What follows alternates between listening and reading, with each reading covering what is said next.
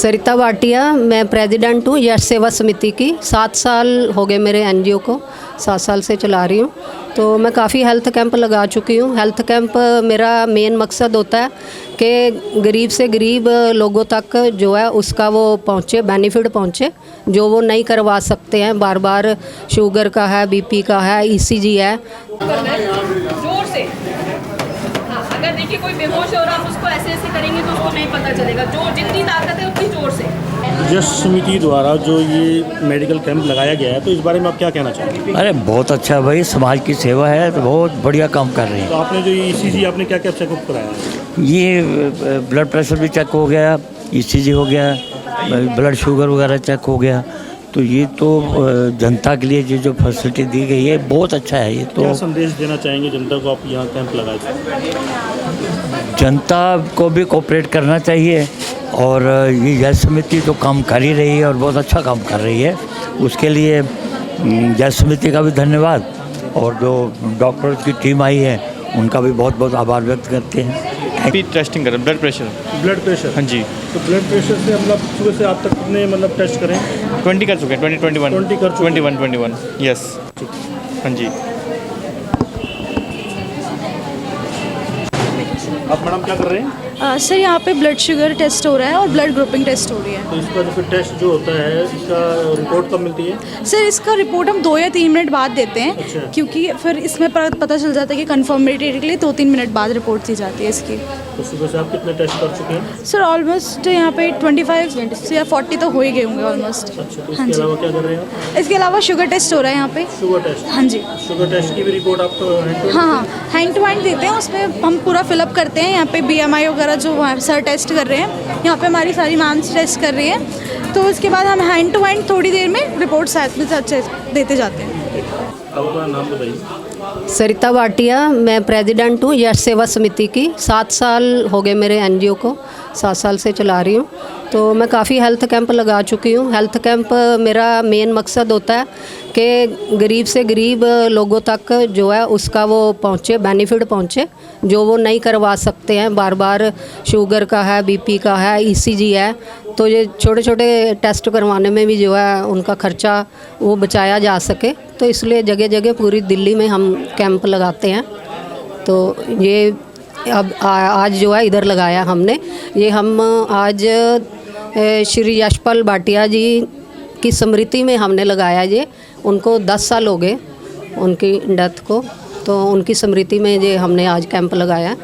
तो क्या क्या काम करते हैं मतलब? हम विमेन एम्पावरमेंट पे करते हैं। लाइवलीहुड मिशन जैसे उनको ट्रेनिंग देनी, कोई भी सिलाई कढ़ाई की, अचार वगैरह बनाने की, और कुछ डिजिटल ट्रेनिंग उनको देनी, बेकिंग की ट्रेनिंग, ऐसे अलग अलग ट्रेनिंग जो है मैं 70-80 लेडीज़ इस तरह की हम लोग ट्रेन कर चुके हैं। चॉकलेट बनाना, होममेड चॉकलेट, तो होममेड प्रोडक्ट्स बना के हम लोग जो है तो ये हम सेल करते हैं, उनके मतलब सेल करवाते हैं उनकी लाइवलीहुड मिशन के लिए।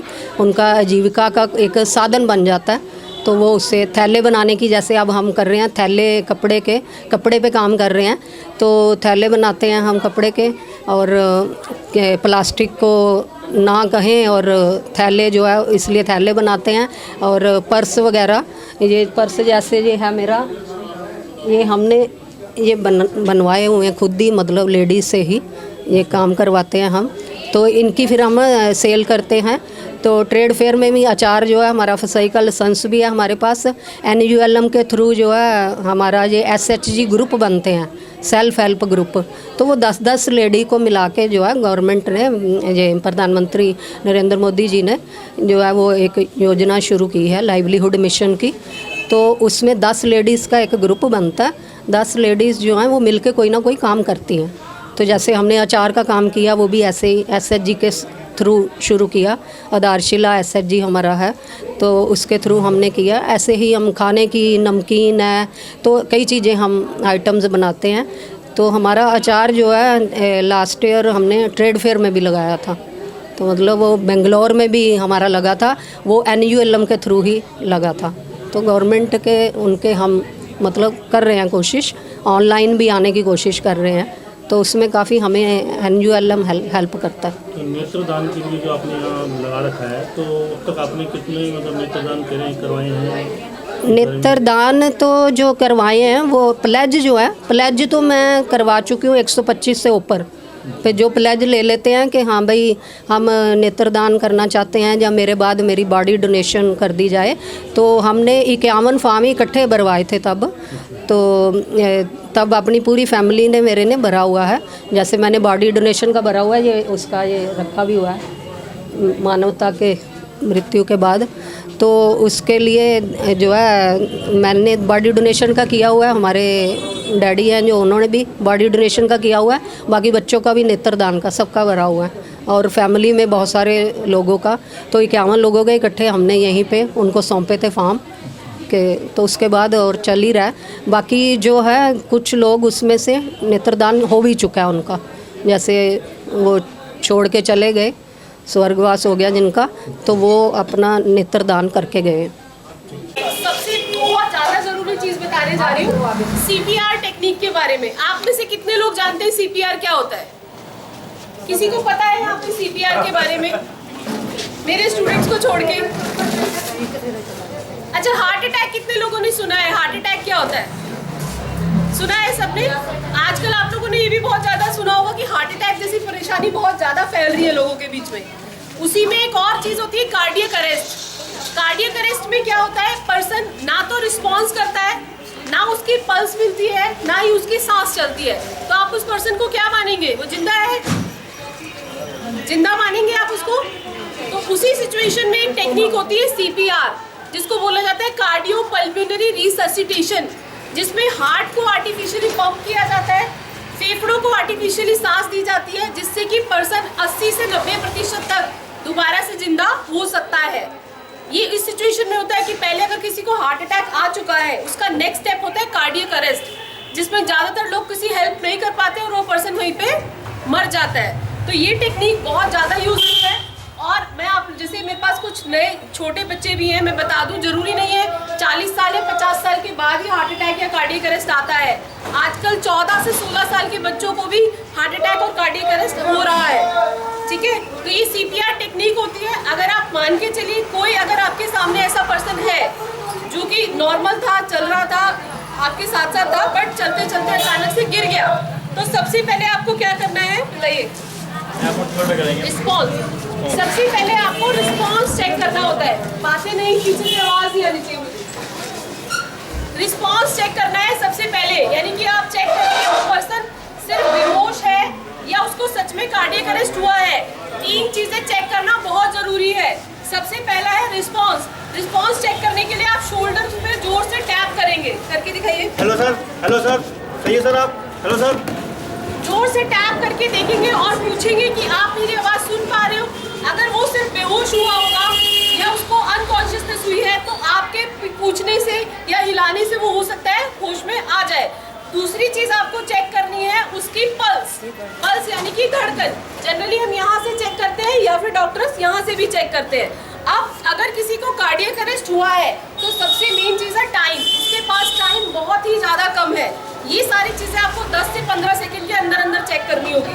तो यहाँ पे आप रिस्पॉन्स चेक कर रहे हैं, पल्स चेक कर रहे हैं, नस पर हाथ रख के, साथ के साथ आप उसके सीने की तरफ देख रहे हैं कि उसका सीना ऊपर नीचे हो रहा है कि नहीं हो रहा, जिसमें हम चेक करते हैं ब्रीदिंग कि वो सांस ले रहा है कि नहीं ले रहा। तो आप हाथ रखेंगे पल्स पर और आँखें रखेंगे चेस्ट पर कि सीना ऊपर से नीचे जा रहा है कि नहीं जा रहा है। अब आपको तीनों ही चीज़ें नहीं मिली, ना तो आपको रिस्पॉन्स मिला, ना आपको पल्स मिली, ना ही आपको उसकी सांसें मिली, तो इट्स टाइम कि आपको एम्बुलेंस को कॉल करना है।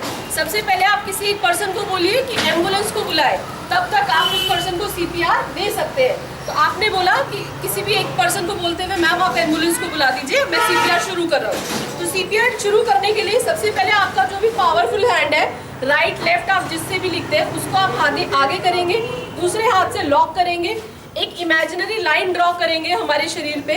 वो इमेजिनरी लाइन होती है नाक से सीध में और चेस्ट के बीच में। तो जहाँ पे वो लाइन कटती है उस पॉइंट पे आपको कंप्रेशन देना है, यानी कि दबाव देना है। अब दबाव देने के लिए आपका हाथ का ये वाला हिस्सा उस पॉइंट पर रखना है और 30 बार आपको उसको दिल की तरह प्रेस करना है जैसे एक दिल धड़कता है, 1 2 3 4 इस तरह से करते हुए करिए।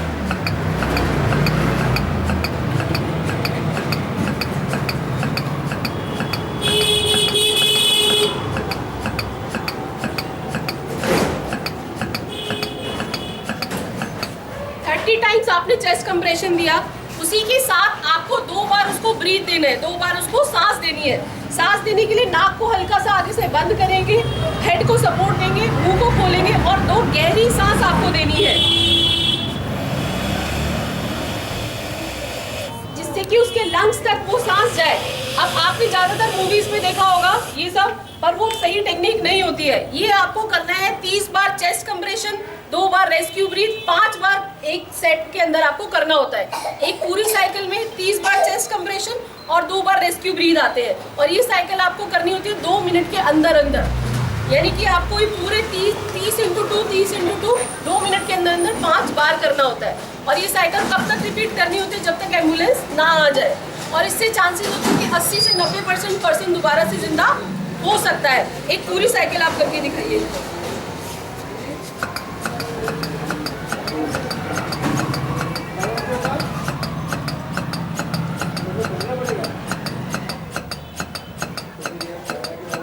आपका जो दबाव होना चाहिए 2 से 2.5 सेंटीमीटर तक ही होना चाहिए।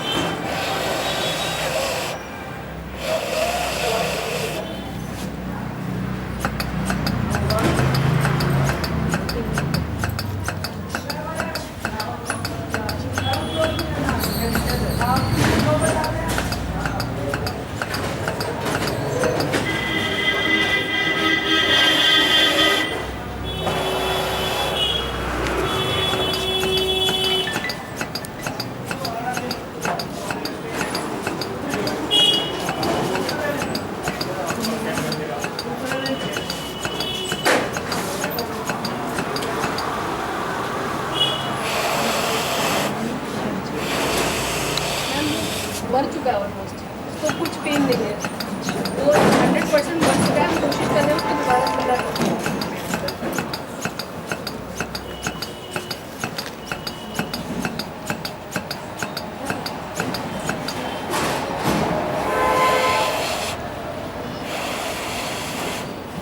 तो ये पूरी एक कंप्लीट साइकिल थी। अब आपने देखा होगा कि पूरा आपको 30 टाइम चेस्ट कंप्रेशन करना है। तो आपको क्या लगता है ये सब करनी इतनी मेहनत जो स्टूडेंट ने करी, तो इससे आप क्या कर रहे हैं? जो हार्ट का काम है धड़कना, आपने आर्टिफिशियली उसको सपोर्ट किया कि वो धड़के, लंग्स को दोबारा से आर्टिफिशियली सांस दी। तो बिल्कुल इससे अभी तक जो माना गया है, इससे ज़्यादातर केसेस में पर्सन दोबारा से रिवाइव हो ही जाता है। आप किसी भी कार्डियक अरेस्ट के पेशेंट को हॉस्पिटल तक लेके जाते हैं, वहाँ पे भी सबसे पहले CPR भी दिया जाएगा। ये टेक्निक आपके पास है। अगर आप ये तीनों चीज़ें किसी के अंदर मिसिंग देख रहे हो कि उसके अंदर रिस्पल्स नहीं है, रिस्पॉन्स नहीं है, ब्रीथ नहीं है, अगर आप ये चीज़ कर सकते हैं तब तक उसको मेडिकल फैसिलिटी मिले, तो कोशिश ये हो सकती है कि आप ही उस पर्सन को दोबारा जिंदा कर सकते हो।